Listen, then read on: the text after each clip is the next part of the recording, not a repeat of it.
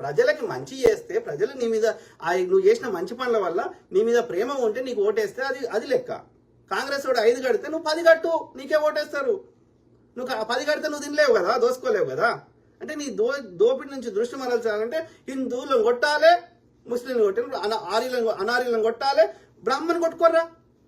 ఒక బ్రాహ్మణుడు శుక్ల అనేటోడు వాడు ఒక గిరిజన మీద ఉచ్చబోసిండు మధ్యప్రదేశ్లో. ఎందుకురా అంటే తాగి పోసిండట. మరి తాగి పోస్తే ఇంకో బ్రాహ్మణుడి మీద పోయొచ్చు కదా, గిరిజన మీద ఎందుకు పోయాలి? ఏనాడైనా ఆర్య బ్రాహ్మణ స్త్రీ ఎప్పుడైనా దేవదాసిగా చూసిరా? అంటే ఈ లంబడి కొడుకులు వేల సంవత్సరాల నుంచి మన బతుకులు ఆగం చేసిర్రు. ఇప్పుడు కూడా అట్లే చేస్తామంటే మేము కానిస్తలేము, అది నచ్చలేదు. నచ్చక ప్రవీణ్ పగడాల బ్రదర్ లాంటి వాళ్ళని చంపేస్తున్నారు ఈ పాడుకోలు. చీరి చింత గడతాం, గుర్తుపెట్టుకోండి లంబడి కొడుకల్లారా. అర్థమైందా? బెదిరిస్తాం. ఎవడ్రా నువ్వు బెదిరియడానికి? ఉన్నాడ్రా బెదిరించినోడు కూడా ఉన్నాడా? ఇవాళ ఉన్నాడ్రా మీ బీజేపీ స్థాపించిన వాజ్పేయి. ఏం రోగం వచ్చి చచ్చిపోయిండ్రా? చెప్పుకోలేని రోగం వచ్చి చచ్చిపోయాడు. ఉన్నాడ్రా నీ గోల్వాల్కర్ గాడు, ఉన్నాడ్రా నీ సావర్కర్ గాడు, ఉన్నాడ్రా నీ ఎడ్గేవాకర్ గాడు. బోసిడికే ఉంటాడ్రా మోడీ గాడు భూమినంత కాలం. ఎవరిని అమిత్ షా గారు ఉంటారా? ఎవరినిరా బెదిరించేది? బోసిడికే. వీళ్ళకంటే పెద్ద నియంతలు రోజుకు 100 మందిని చంపిన రాజులు ఇవాళ ఉన్నారా? రాజు లేడు, వాని కోటలు లేవు, అన్ని మట్టిలో కలిసిపోయినాయి. మీరెంతరా? చచ్చిపోయినాక మిగిలేది ఏందిరా అంటే నువ్వు చేసిన మంచి పనులేరా బోసుడికే. సిగ్గు శరణ్ నా కొడుకులు. ఏం చేసుకుంటారు? అందరు ఇబ్బంది పెట్టి దోసుకున్నావు. ఏం చేసుకుంటారా? తీసుకోవతావా? చచ్చిపోయినప్పుడు మళ్ళీ గదే ఆడాడు కలబెట్టుడో గది వాళ్ళనే పెడతారు కదరా. సిగ్గులేని నా కొడుకు. ఆలోచించరా చంద్రబాబు నాయుడు లంబడి కొడక. చెత్త పాడుకో. 30 కోట్లు ఇచ్చేస్తే అన్ని మర్చిపోతారా నువ్వు చేసినాయని? అరే నువ్వు మద్దతు తీసేస్తే వాడు పడిపోతుందిరా ప్రభుత్వం. పిచ్చి నా కొడుకు. ఆలోచించరా. ఎవడు మాట్లాడితే వాని వ్యక్తిగతంగా ఇబ్బంది పెడతాం, వాని పెళ్ళాన్ని లేకుండా తిడతాము, ఒక ఆధారం లేకుండా ఏది పడుతుంది మాట్లాడతాము, వాని ఆర్థిక మూలాల మీద ఇబ్బంది పెడతాము. ప్రకృతి చూసుకుంటా కూర్చుంటాదిరా. బొల్లు ఎందుకు వచ్చిందిరా బొచ్చు? చెత్త నా కొడుక. సొంత పిల్లనిచ్చిన మామని చంపిండి లంబడి కొడుకు. మళ్ళీ ఇవాళ నీతులు చెప్తున్నాడు. మళ్ళీ మామ బొమ్మ లేకపోతే వీడిని బతుకులేదు. వీడంటే ఐటీ పార్క్ పెట్టిండంట. మరి ఆంధ్రప్రదేశ్లో పెట్టరా చూద్దాం దమ్ముంటే. కనీసం ఇంకా పోలవరం కంప్లీట్ చేసే దమ్ము లేను నా కొడక. పిచ్చి పాడుకో. ఆలోచన ఆడు పవన్ కళ్యాణ్ గాడు వాడి పెళ్ళామే క్రిస్టియన్ చేసుకున్నాడు, మళ్ళీ వాడు సనాతన ధర్మం అంటాడు. పిచ్చి నా కొడుకులు. మళ్ళీ నాకు చెగువీర ఆదర్శం అంటాడు. ఒక్క సబ్జెక్ట్ నాలెడ్జ్ లేదు, ఒక 5 నిమిషాలు ఒక సబ్జెక్ట్ మాట్లాడలేడు. వీళ్ళు ఇవాళ రాజ్యాన్ని నడిపిస్తారంట, మనం చూసుకుంటూ కూర్చుంటామంట.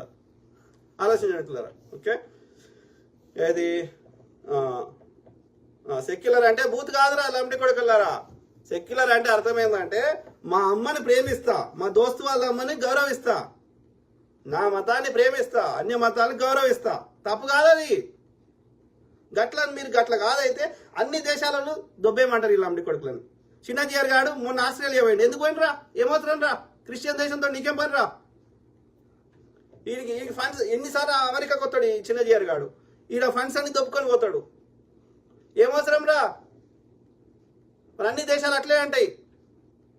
200 దేశాల నుంచి అనేక జాతుల వారు, అనేక భాషల వారు, అనేక బిలీఫ్ సిస్టమ్స్ ఉన్నవారు మరి ఒకటే అమెరికా రాజ్యాంగాన్ని పాటిస్తూ అందరు అన్నదమ్ములకి బతుకుతారు కదా, కొట్లాడతలేరు కదా అమెరికాలో హిందూ ముస్లిం అని. మరి భారతదేశంలో ఎందుకు అవుతున్నారు లంబడి కొడక? 70 ఏళ్ళ నుంచి కానీ నువ్వు రాగానే ఎందుకు వస్తాయిరా? అంటే మీరు మీ యొక్క అధికారం కోసం ఎంతసేపు భారతీయులను ఇబ్బంది పెడతారా?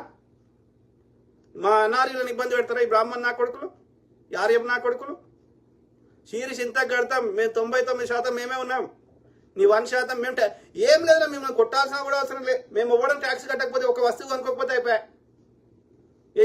ఏడికెళ్ళి నీకు పైసలు ఏడికెళ్ళి దోసుకుంటామో చూద్దాం. ఆలోచించండి మిత్రులారా. ఓకే. ఇక దానికి తోడు ఈ రేవంత్ రెడ్డి సిగ్గులేదు. రేవంత్ రెడ్డి మొన్న ప్రవీణ్ పగడాల చచ్చిపోతే ఒక్కడు మాట్లాడి లంబడి కొడుకు రేవంత్ రెడ్డి గాడు. చెత్త నా కొడుకు. వాడు చంద్రబాబు నాయుడు తెచ్చి నీ కూర్చుండే పెట్టిండు. ఎందుకని? ఈ కమ్మ బ్యాచ్ దోసుకునే అన్నీ ఉన్నాయి ఇక్కడ హైదరాబాద్లో. వాళ్ళ వ్యాపారాలు ఉన్నాయి, వాళ్ళ భూములు ఉన్నాయి కాబట్టి ఈ కమ్మ బ్యాచ్కి వాడిని తెచ్చి కూర్చుండే పెట్టిండు. గంతమంది గొడగొడ ఏడిస్తే ఒక్క మాట మాట్లాడలే. అరే బలహీన అభ్యర్థులు ఎందుకు టికెట్ ఇచ్చినవరా? ఈ మొన్న తెలంగాణ వానికి అసెంబ్లీలో గెలవని వాళ్ళంట, ఈటెల రాజేందర్ గాడు, రఘునందన్ గాడు, వీళ్ళందరూ చెత్తనా కొడుకులు. బండి సంజయ్ గాడు, వానికి సబ్జెక్ట్ నాలెడ్జ్ లేదు, ఒక విషయ పరిజ్ఞానం లేదు, ఒక మాట్లాడలేని వాళ్ళు. ఈ పెండ బ్యాచ్ ని ఎవడరా గెలిపించింది? వెలచాలవడం తెలుసా మీకు? బలహీన అభ్యర్థులు టికెట్ ఇచ్చి ఈడ గెలిపించండి. ఎందుకు గెలిపించినవరా? వీడు వీడు వీడు దొంగ ఉన్నాడు, బీజేపీకి సంకనాకుతున్నాడు. మేము ఎందుకు కొట్లాడినా 10 ఏళ్ల నుంచి? కరెక్ట్ కాదు అది. తప్పని రైట్ అనాలి. ఇది ఇప్పుడు ఏమంటాడు? చూడు, ఇప్పుడే చూసిన పోస్ట్. ఏమంటాడు? పాకిస్తాన్ ఏదో ఎత్తనంట. ఇది ఒక్క నిమిషం. అంటే ఎట్లా తయారైన మనుషులు అంటే రేవంత్ రెడ్డి ఏమంటాడు? చూడండి మిత్రులారా, ఏదబ్బా ఏంద్రా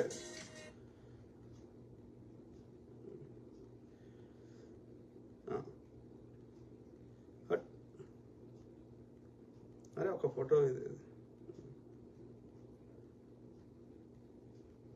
కమా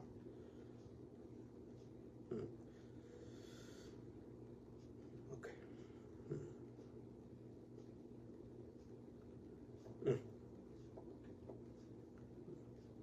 ఓకే, సో ఇది చూడండి మిత్రులారా, రేవంత్ రెడ్డి ఏమంటాడు? మొన్న సోనియా గాంధీని అది ఈడీ చేస్తేనేమో ఆడ పోయిండు, జపాన్కి పోయిండు. జపాన్ పోయి ఏం బిక్కొచ్చిండో దాని ఫలితాలు ఎంతో తెలియదు. ఏమంటాడు ఇవాళ రేవంత్ రెడ్డి కామెంటు?